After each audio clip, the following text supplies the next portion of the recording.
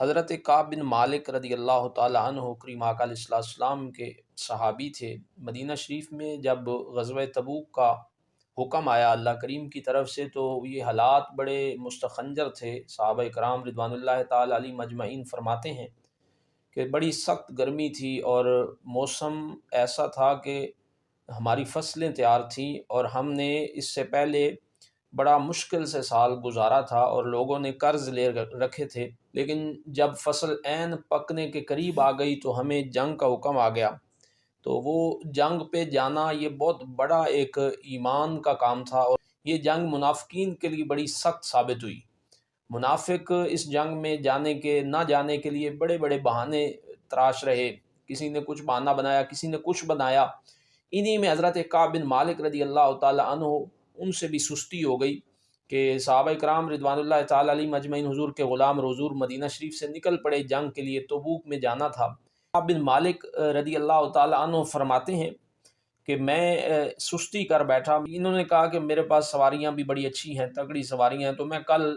جا کے قافلے والوں کے ساتھ مل جاؤں گا، تو ایک دن اور مزید آرام کر لیتا ہوں، اپنے باغ کا خیال کر لیتا ہوں، بیوی بچوں کے پاس رہ لیتا ہوں۔ تو یہ وسوسہ شیطانی آ گیا اور یہ اس وجہ سے سستی کا شکار ہو گئے اور جنگ میں نہ جا سکے۔ ایک دن، 2 دن، 3 دن تک یہی کہتے رہے کہ میں پہنچ جاتا ہوں، میں چلا جاؤں گا، میں ان کو پیچھے سے جا کے مل جاؤں گا، لیکن سستی کر بیٹھے، نہ جا سکے۔ نہ جانا ہوا تو حضرت کعب بن مالک فرماتے ہیں اب میں مدینے میں پھر رہا تھا یا منافق پھر رہے تھے، یا جنہیں حضور نے روک دیا تھا وہ صحابہ جو زخمی ہیں یا زیادہ بوڑھے ہیں وہ تھے۔ تو میں اپنے آپ پہ بڑا شرمندہ اور اپنے آپ کو بہت زیادہ میں گلٹی فیل کرتا اور اپنے آپ میں ہی بہت زیادہ میں پچھتاتا کہ اے کعب یہ تو کیا کر بیٹھا ہے کہ تو اللہ رسول کے حکم کے خلاف ہو گیا، تو نے جنگ نہ لڑی، تو جنگ پہ نہ گیا۔ اور ادھر ناظرین یہ ہوا کہ یہ جنگ لڑی نہیں گئی اور اللہ نے بغیر لڑے مسلمانوں کو فتح عطا فرمائی۔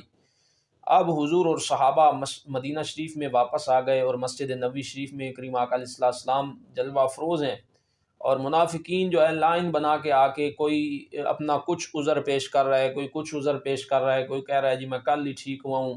کوئی کہتا ہے جی میرے والد بیمار تھے کل ہی ٹھیک ہوئے، یعنی اپنے اپنے بہانے بنا رہے تھے، اور حضور فرما رہے تھے کہ ٹھیک ہے تم جاؤ۔ تو حضرت کعب بن مالک سے یہ سارے کہنے لگے منافق کہ تم بھی کوئی جھوٹ بول دو، کوئی بہانہ بنا لو، دیکھو ہمیں معافی مل گئی ہے تو تمہیں بھی معافی مل جائے گی۔ حضرت کعب بن مالک کے ساتھ 2 اور صحابہ بھی تھے، لیکن حضرت کعب بن مالک رضی اللہ تعالیٰ عنہ فرماتے ہیں کہ میرا ایمان اور میرا دل اس بات پہ راضی نہیں ہوا کہ میں حضور کے سامنے جھوٹ بولوں، کیونکہ مجھے یہ پتہ تھا کہ ہمارے سینوں میں جو کچھ ہے اللہ کے نبی وہ بھی جانتے ہیں، تو یہاں جھوٹ بولنے کا فائدہ ہی کوئی نہیں ہے۔ جھوٹ بول کے گناہ پر گناہ بھی کروں اور ان کے سامنے جھوٹ بولوں جنہیں اللہ نے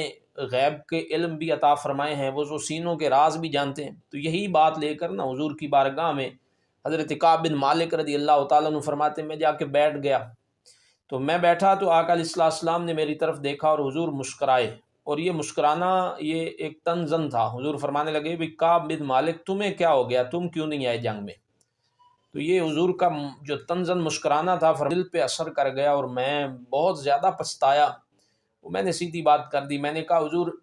اگر میں یہ کہوں کہ میرا فلاں مسئلہ تھا، مجھے پتہ ہے آپ تو میرے سینے کا راز بھی جانتے ہیں، تو حضور میں جھوٹ نہیں بولوں گا، بس غلطی ہو گئی۔ فرماتے ہیں میں نے بس اتنا کہا کہ غلطی ہو گئی، تو حضور نے فرمایا کہ چلو ٹھیک ہے کعب تم یہاں سے چلے جاؤ، اور صحابہ سے حضور نے فرمایا کہ آج کے بعد کعب کے ساتھ کوئی ملاقات نہیں کرے گا، ان سے سوشل بائیکاٹ ہوگا۔ اب کوئی ان سے نہ تو کوئی سلام ہے، نہ کوئی دعا ہے، نہ کوئی بات کرے گا، نہ کسی کا کوئی تعلق ہے۔ حضرت کعب بن مالک فرماتے ہیں میرے سگے رشتہ دار بھی تھے، چچا کے بیٹے، ماموں کے بیٹے، کوئی بھی مجھ سے سلام نہیں لیتا تھا، کوئی مجھ سے نہیں بولتا تھا۔ میں مسجد نبوی میں آتا، حضور کے پیچھے نماز پڑھتا، لیکن کوئی صحابی مجھ سے بولتا بھی نہیں تھا۔ میری حالت ایسے ہو گئی، فرماتے ہیں کہ جیسے دن کو بھی رات ہے اور رات کو بھی رات ہے، میرے لیے زندگی تنگ ہو گئی، زمین تنگ ہو گئی۔ اور فرماتے ہیں میں نے اپنے آپ کو مسجد نبوی شریف میں ستون کے ساتھ باندھ دیا، سزا دے دی۔ سارا دن مسجد نبوی میں ستون کے ساتھ میں باندھا رہتا اور نماز کے وقت اپنی رسیاں کھول دیتا۔ لیکن میں دیکھتا تھا کہ جب میں حضور کو نہیں دیکھ رہا ہوتا تو حضور مجھے دیکھتے تھے، اور جب میں حضور کی طرف دیکھتا تو حضور پھر اپنی نظریں پھیر لیا کرتے تھے۔ یہ کریم کا انداز تھا۔ حضرت کعب بن مالک فرماتے ہیں 40 دن ہو گئے تو نہ تو میرے متعلق کوئی فیصلہ آیا، نہ کوئی میرے ساتھ بولتا ہے۔ 40 دنوں کے بعد حضور نے فیصلہ فرمایا کہ کعب کو جا کے کہو کہ اپنے بیوی بچوں سے الگ ہو جائے، جدا ہو جائے۔ حضرت کعب بن مالک کا عشق دیکھیں، وہ صحابہ تھے، ان کا انداز دیکھیں، وہ کریم تھے، بڑے مہربان تھے۔ صحابہ کرام رضوان اللہ تعالی علیہم اجمعین حضور کی بارگاہ میں جو بیٹھتے تھے، حضور کی بارگاہ سے جن کی تربیت ہوئی تھی، انہوں نے اس قاصد سے کہا کہ حضور سے جا کے پوچھو کہ یا رسول اللہ صلی اللہ علیہ وآلہ وسلم، حضور صرف بیوی سے جدا ہونا ہے یا بیوی کو طلاق دینی ہے؟ تو حضور نے فرمایا نہیں کعب، صرف جدا ہونا ہے، اسے کہو کہ صرف جدا ہونا ہے، طلاق نہیں دینی۔ تو یہ انداز تھا۔ حضرت کعب بن مالک فرماتے ہیں میں ایک دن پھر رہا تھا تو غسان، یہ عیسائیوں کا علاقہ ہے، وہاں کا ایک بندہ مجھے ملا، اور وہ بادشاہ کا کوئی خاص نمائندہ تھا، قاصد تھا، اور اس کے ہاتھ میں خط تھا، اور اس خط میں لکھا ہوا تھا کہ اے کعب، تیری انہوں نے قدر نہیں کی، تمہارے صاحب تجھے اپنے پاس سنائے نہیں رکھ رہے۔ وہ کہنے لگا تم میرے پاس آ جاؤ، ہم تمہیں بڑی عزت دیں گے، بڑا پروٹوکول دیں گے۔ کعب بن مالک فرماتے ہیں میں رو پڑا، اور میں رو کے اپنے آپ سے مخاطب ہوا۔ میں نے کہا کعب، اب دیکھ تیرے حالات کیسے آ گئے کہ تجھے غیر مسلم دشمن بلانے لگ گئے کہ آ جاؤ، نبی کا در چھوڑ دو، تیرا عشق اتنا کمزور ہو گیا، تیری غلطی کی تجھے اس سے اور بڑی سزا کیا مل سکتی ہے کہ اب غیر اور دشمن تیری طرف خط لکھ رہے ہیں کہ کعب اپنے آقا سے بغاوت کرو، اپنے نبی سے بغاوت کرو اور ہمارے پاس آ جاؤ۔ حضرت کعب بن مالک نے وہ خط پھاڑ کے تندور میں، جلتے ہوئے تندور میں ڈالا، اور اسے کہا، اسے جا کے کہو کہ ہم حضور کے صحابہ ہیں، غلام ہیں، ہم حضور کا در چھوڑ نہیں سکتے، مر سکتے ہیں، کٹ سکتے ہیں، اس در سے کبھی بغاوت نہیں کر سکتے۔ تو حضرت کعب بن مالک رضی اللہ تعالیٰ عنہ فرماتے ہیں اب دن پورے 50 ہو گئے، اور سورۃ توبہ میں اللہ نے ان کی توبہ کا ذکر بھی فرمایا ہے۔ 50 دن ہو گئے۔ فرماتے ہیں ایک دن میں فجر کی نماز کے بعد اپنی چھت پہ، اپنے گھر کی چھت پہ بیٹھا تھا، تو ایک میرا دوست حضور کا صحابی وہ میری طرف دوڑتا ہوا آیا، دوڑتا ہوا، اور آ کے کہنے لگا کعب تجھے مبارک ہو، تجھے مبارک ہو، اللہ نے تیری توبہ کو قبول فرما لیا ہے، اور تیرے حق میں اللہ نے قرآن کی آیات نازل فرمائی ہیں۔ حضرت کعب بن مالک فرماتے ہیں مجھے اتنی خوشی ہوئی گویا کہ آج مجھے اللہ نے نئی زندگی عطا فرمائی ہے، میں اپنی ماں کے پیٹ سے پیدا ہوا ہوں، مجھے نئی زندگی مل گئی ہے۔ فرماتے ہیں میں نے وہاں چھت سے ہی چھلانگ لگا دی، اور میں جو جسم پہ کپڑے میں نے پہنے ہوئے تھے وہ سوائے سطر کے کہ سطر میں نے چھپائے رکھا، باقی میں نے کپڑے اتار کے اس آنے والے کو، خوشخبری سنانے والے کو، حضور کے غلام کو دے دیے۔ میں نے کہا یار ابھی میرے پاس یہی ہے، یہ لے جا، میری طرف سے تمہیں تحفہ ہے، تو نے مجھے بہت بڑی خوشخبری سنائی ہے۔ ان کی بارگاہ میں آ گئے، کریم آقا علیہ السلام نے فرمایا کعب تجھے مبارک ہو، اللہ نے تیری توبہ قبول فرما لی ہے، تیرے حق میں قرآن کی آیتیں آ گئی۔ حضرت کعب بن مالک حضور کے قدموں پہ گر گئے،